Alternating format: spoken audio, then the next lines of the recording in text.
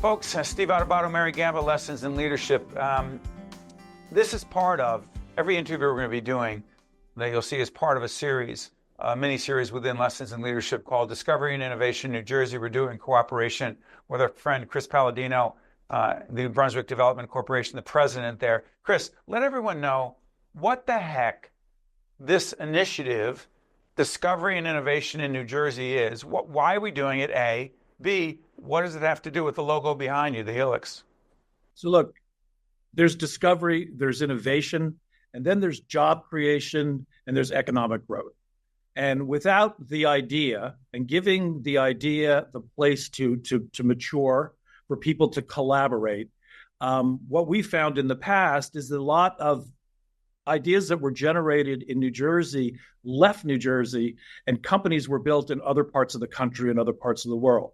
We've tried to create an environment where we can create collaboration amongst a wide variety of researchers and investigators, everybody from a physicist to a life scientist to a mathematician, and to create the next great companies. You know, companies have a tendency to grow where they were started. So we don't want those great ideas to leave New Jersey and to grow into companies that employ our citizens someplace else. And this is about creating an environment, creating a support system that creates the next generation of economic growth in New Jersey. But Chris, the HELIX is, and how's that connected to our series, Discovery and Innovation? Look, it's the Health and Life Science Exchange.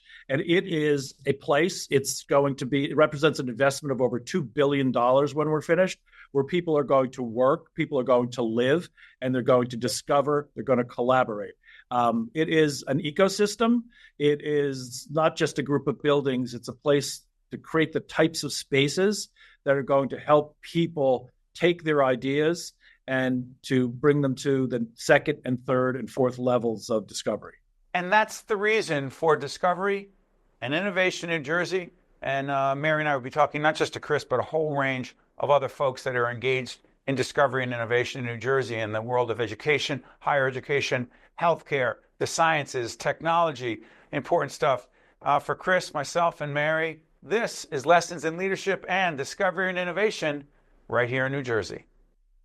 We're now joined by Dr. Thierry Klein, President of Bell Labs Solutions Research at Nokia. Good to see you, Dr. Klein. Thank you for having me, Steve. My pleasure. Now, help us understand this. Bell Labs, explain Bell Labs and then the Nokia connection, please. Yeah, absolutely. So Bell Labs is the research part of Nokia. We actually have a 100-year history. We're celebrating 100 years of Bell Labs this year in 2025.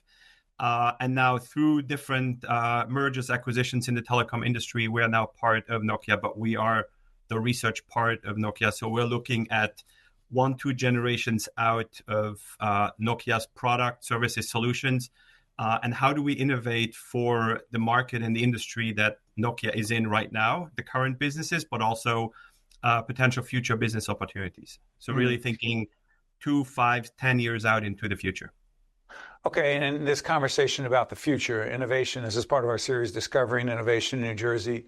We're doing cooperation with the folks down at the HELIX, our good friend Chris Palladino, who kicked this off. Connect, for those who don't understand the HELIX in New Brunswick, connect what it is to why you and your team are there.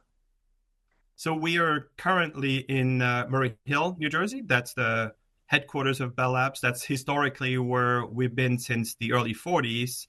That's where a lot of the great innovations, Steve, that you, I, everybody has in their pockets every day, where a lot of those great innovations have happened. But a couple of years ago, we decided that we needed to move. We needed to upgrade our facilities. We needed to be more connected to the ecosystem of partners, collaborators. And so we looked at what we would do with the campus, whether we would renovate or upgrade the current campus, or we'd go somewhere else. And then we looked quite extensively in the tri-state area. And then we found the HELIX. And through the partnership with Chris Palladino, which is fantastic, we decided to move to New Brunswick starting in 2027. So we're building a brand new research facility at the HELIX. Let's do this. One of the biggest themes in innovation, discovery, innovation, is about collaboration, partnership. what does it mean in your view? And I'm a student of leadership, and collaboration is a huge part of being a good leader. Dr. Klein, help us understand. You've said that collaboration is a mindset. What does that mean? Well, I think it's a mindset believing that others have ideas that are better than yours. Others have ideas that complement your ideas. And the problems that we're facing today and that we want to solve through technology are very complex problems.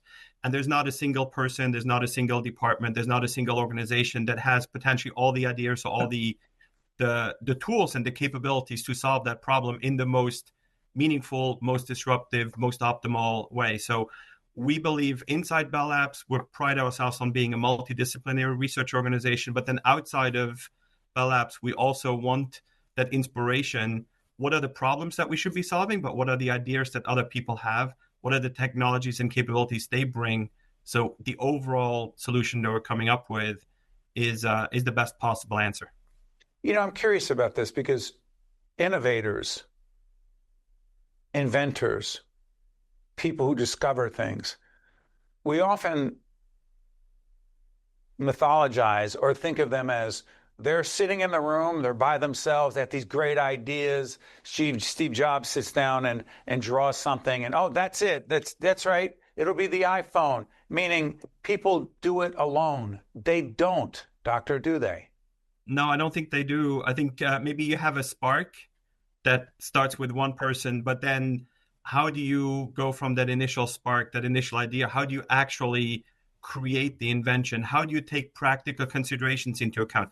How do you build the solution that is scalable, that addresses some of the real world complexities that you might face? I can invent something in the lab, but then the real world is more complex. I may need to tweak it. I may need to add capabilities to it.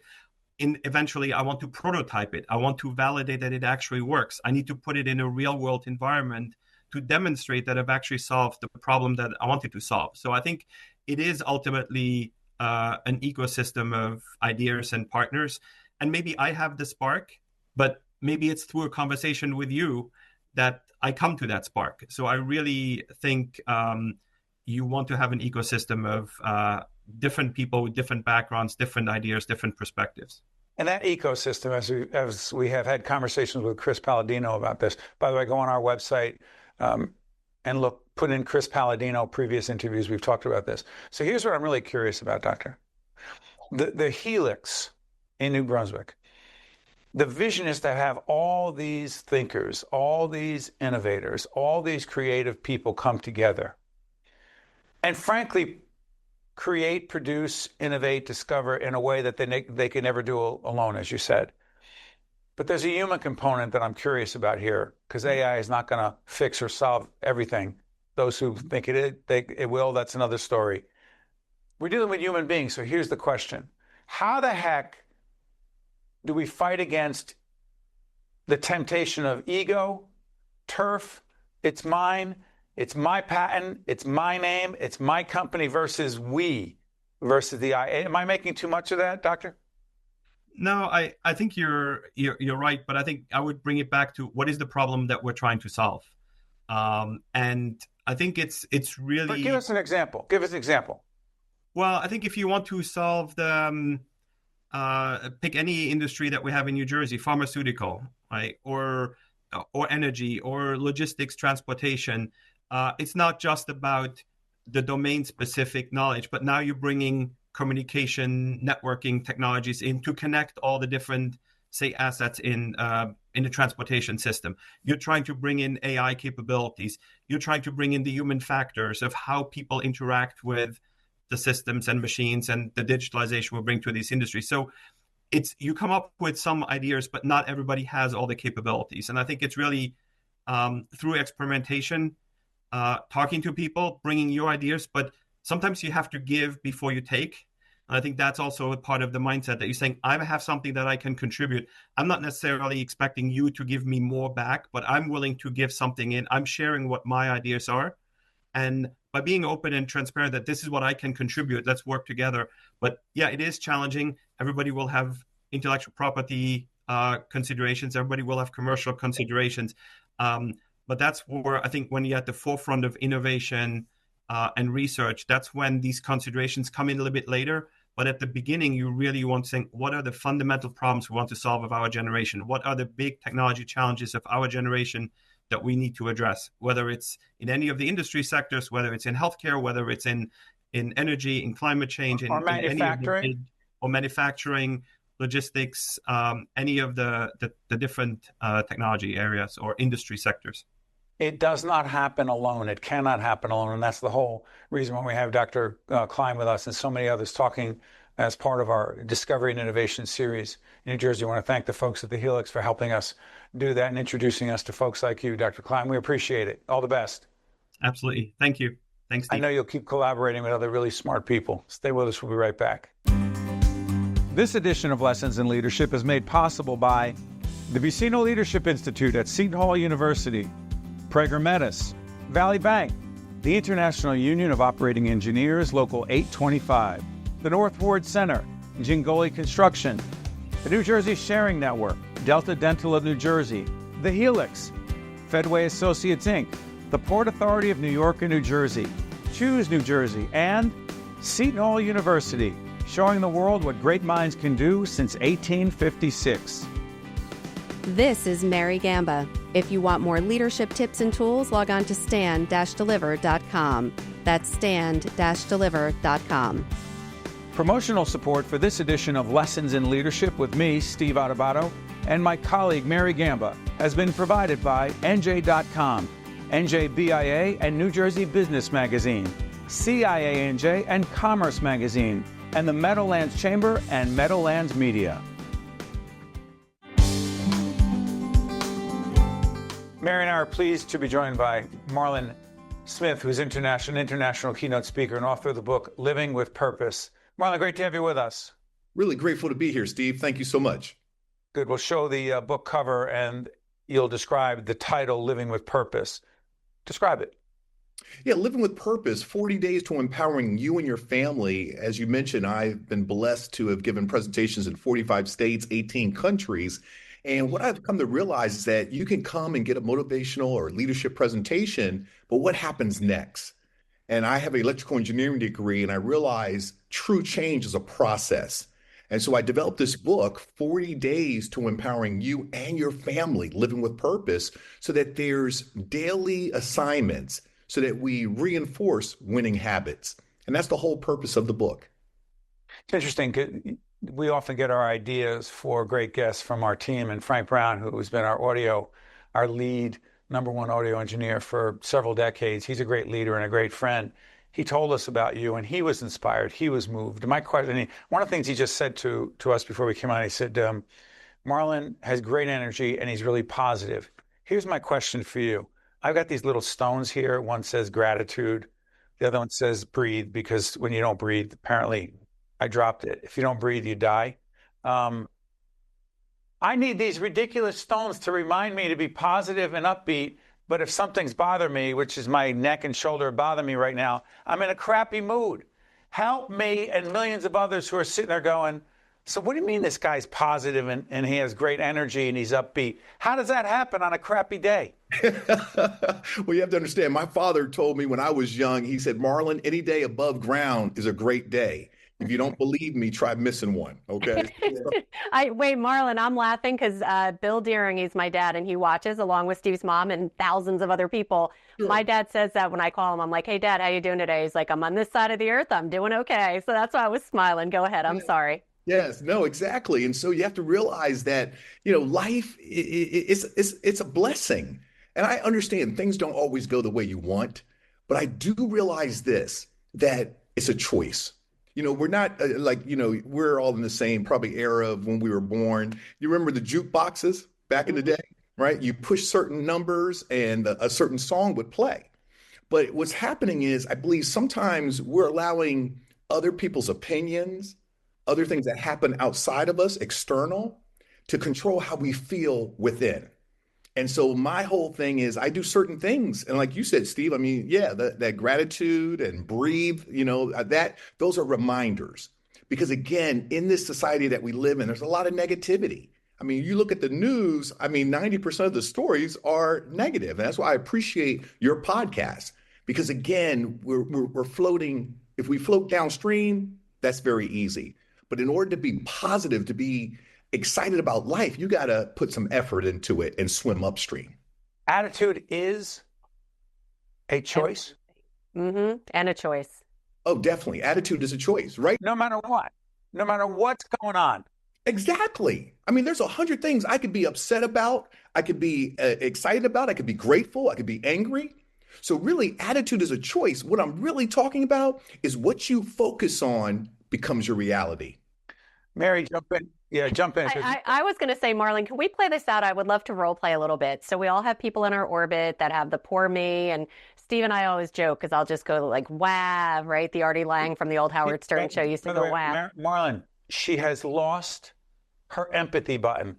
My empathy button is gone. I'm sorry for my children. I'm sorry for my family. But my kids have told me today, they're now 20 and 24, almost, I'm sorry, they're 20 and 23, almost 21 and 24. Right. Yeah, exactly. And they have told me that it's actually helped them, though, in their lives. So you're welcome. But in all seriousness, Marlon, role play this for a second. So if you're trying to talk to me, you've got this great attitude, you're really positive. Marlon, I'm just having a really crappy day. You know, my job was really hard today. I've got a headache. You know, my dog pooped on the floor. Like, what is there to be positive about? Like, how do you, because we're all surrounded by those people that you don't even want to place that call to because they're such Debbie Downers. How do you, or can you, can you give those skills to us to help to bring out that positivity and that mindset in others? Yes. I mean, I think the number one is asking empowering questions. Like, you know, for your situation that you just described, I would go a little bit deeper. Because again, what you focus on becomes your reality. And let me be very clear, you know, because you're right, Mary. I mean, you know, there are a lot of people that are dealing in some very difficult challenges, and mine too. Let's not get, I'm not a robot. I've gone through a lot of challenges as well. But here's what I do realize is this. I call it break up, break down, break through, break free. And so I know our time is short, but let me just share this analogy. A breakup is when there's an explosion in your life. Life as you knew it will never be the same again. It could be a divorce. It could be a death in the family. It could be you get fired from your job. It could be you make an investment. It could be a health issue. Right. And what happens after breakup is breakdown. Breakdown is where you're knocked to your knees. You don't know how you're going to make it. You don't see any way out. There is no light at the end of the tunnel. Fear, anger, suicidal thoughts, depression overwhelming you. And unfortunately, many people get taken out in that state. But what I'm here to say is if you could hold on to break through, and what is breakthrough? Breakthrough is when you learn some lessons. All of us right now, even our viewers who are either watching or listening, all of them, there have been times when your back's been up against the wall. There's been times when you've been knocked down. But isn't it true? When you go through those low points, that's when you grow the most. So it's almost like this, Mary. It's like an emotional roller coaster. Sometimes you're up, sometimes you're down. But as I look back on my life, I'm very clear. It's when I've gone through the hardest, the challenging, the trials and tribulations, that's when I've grown the most because I've learned. And so it has an upward progression. So it's always an emotional roller coaster, but now I'm going upward. I have a quick follow-up to that, though, Marlon, because I know you have worked for 23 years with Tony Robbins with the Global Youth Leadership Summit. Yes. Too often we hear of young adults taking their own lives and just not seeing that as an alternative. And what you're saying right now is this is a skill set that we in our generation, right, 50 and something and up, need to instill in our young adults around us. How can we do that? Yeah, I mean, listen, let's be honest. You and I and Steve, we did not grow up with these cell phones, right? I mean, let's be honest. And right now, our young people, they are being, research studies show, I mean, social media, what they're being exposed to, you know, nonstop. We didn't have that growing up. And so it's so important that we as parents, those of us that really have children or nieces and nephews, or we have mentees, youth mentees that we're mentoring, we've got to connect with them, and we have to be able to share some strategies with them, right? I believe in journaling. I know that might be a long lost art, but here's 3 questions that I inspire young people to answer every night before they go to bed. Number 1, what was great about today? Not what was good, what was great? There's something that was great. Number 2, what did I learn today? Either I'm learning or I'm dying. And number 3, what did I do today to move closer to fulfilling my dreams and my goals? Why those 3 questions? Because again, what you focus on becomes your reality. And I help young people understand this, and even adults, Steve. I help them understand that. I ask them, how do you have a successful life? And people say, oh, if I have money, if I have, freedom, I do this. Okay, well, really, successful life really comes down to many successful years. How do you have a successful year? Many successful months. How do you have a successful month? Many successful weeks. And how do you have a successful week? Many successful days. But what's happening is life is moving so fast, we don't slow down. And so therefore, those three questions are a way for you just to say, today was a good day, and to celebrate that. By the way, as Marlon lays out these questions, Mary and I, in our leadership coaching work, talk a lot about the art of asking questions, and that certain questions in one of our favorite books is in our Lessons in Leadership library, Change Your Questions, Change Your Life, from Dr. Mary Lee Adams. And what Marlon was just talking about was asking questions that get other young, and whether it's young people, spouse, team member, whomever, get people talking, which means, it seems to me, and I won't get on my seminar soapbox, if you're not asking intentional, thoughtful questions to engender a dialogue, and you're just asking, how you doing? I'm fine. How was your day? Okay.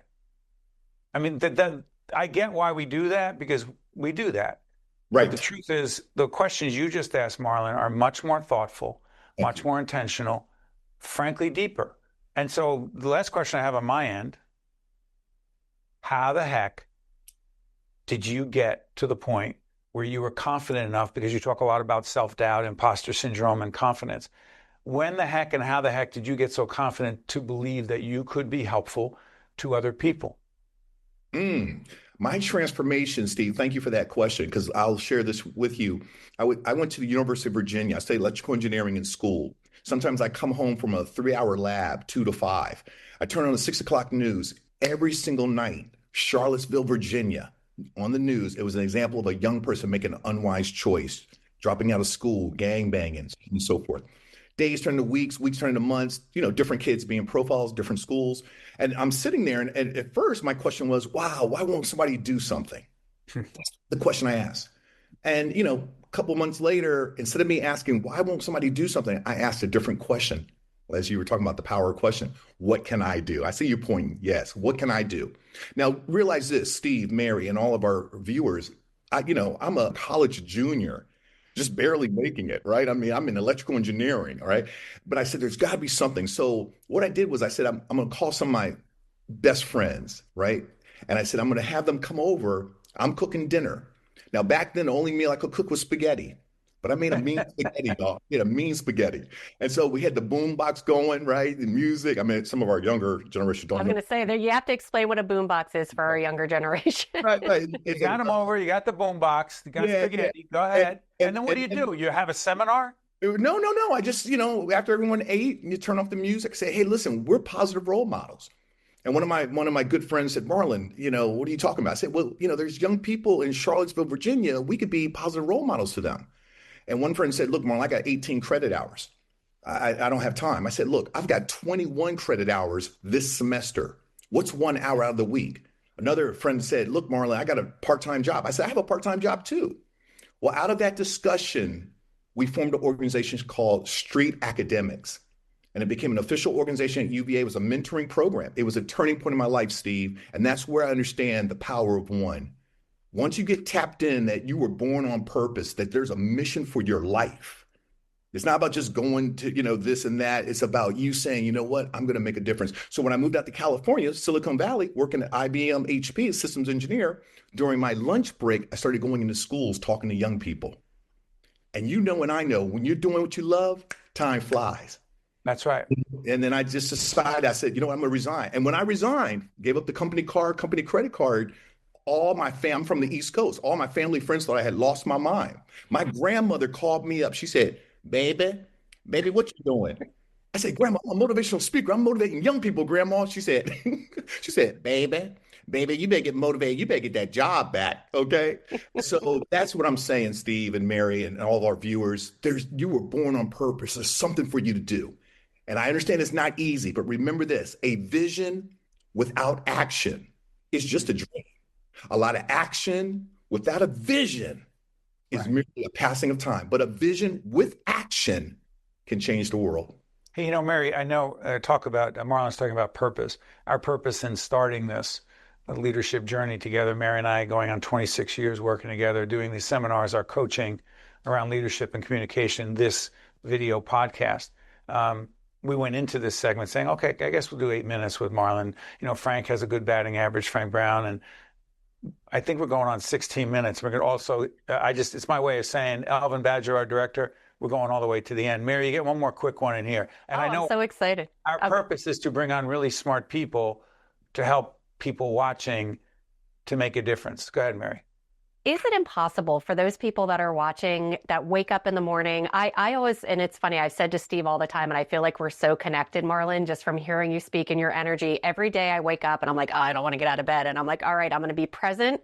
I'm going to be purposeful. I'm going to be intentional. So I go through my whole mentality. But is it possible, though, that you can hit that rock bottom and there's no coming back? Or is it, your attitude right now has me, what am I going to do next, right? So how do you turn that switch for somebody that's watching right now and says, that's great, Marlon shot out of a cannon, that's awesome. That's not me. I don't have the energy for that. Ever get that once as you answer this, here comes a prop, Marlon. Look out. There's another plaque out there. It's on the we have all kinds of things going. It's right on the left. Steve has a lot of plaques and things around the house. Mary, it's the question. You got 2 minutes left. It's the question you just asked Marlon, how he does it every day. You see the one on the top of the thing? Yeah. This is a ridiculous thing. This on the third floor of our home. We have seminars. We do studio work. We do everything, right? Can you pick that up? It says make it happen. So I look at it and I go, hey, your neck's bothering you. You're in a crappy mood. You didn't get a good workout.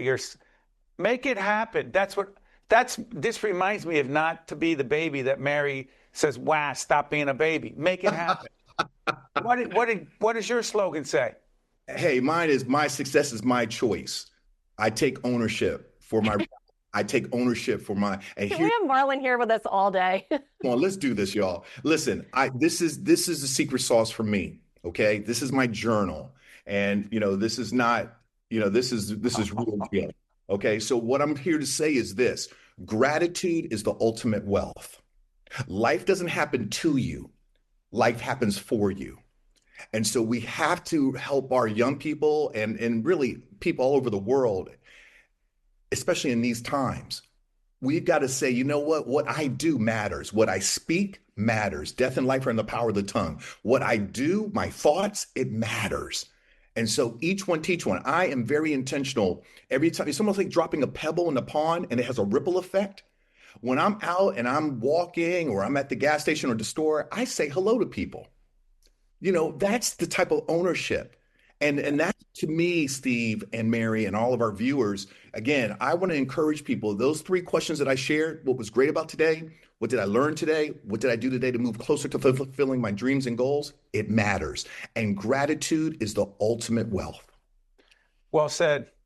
Marlon Smith, international keynote speaker, is a lot more than that. Also author of Living a Purpose, and also thank our partner and friend and colleague, Frank Brown, for bringing you to us. Marlon, wish you all the best.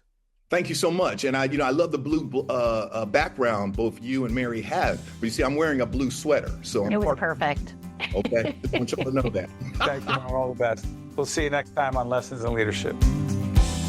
This edition of Lessons in Leadership is made possible by the Buccino Leadership Institute at Seton Hall University, Prager Metis, Valley Bank, the International Union of Operating Engineers, Local 825, the North Ward Center, Jingoli Construction, the New Jersey Sharing Network, Delta Dental of New Jersey, the HELIX, Fedway Associates Inc., the Port Authority of New York and New Jersey, Choose New Jersey, and Seton Hall University, showing the world what great minds can do since 1856. This is Mary Gamba. If you want more leadership tips and tools, log on to stand-deliver.com. That's stand-deliver.com. Promotional support for this edition of Lessons in Leadership with me, Steve Adubato, and my colleague, Mary Gamba, has been provided by NJ.com, NJBIA and New Jersey Business Magazine, CIANJ and Commerce Magazine, and the Meadowlands Chamber and Meadowlands Media.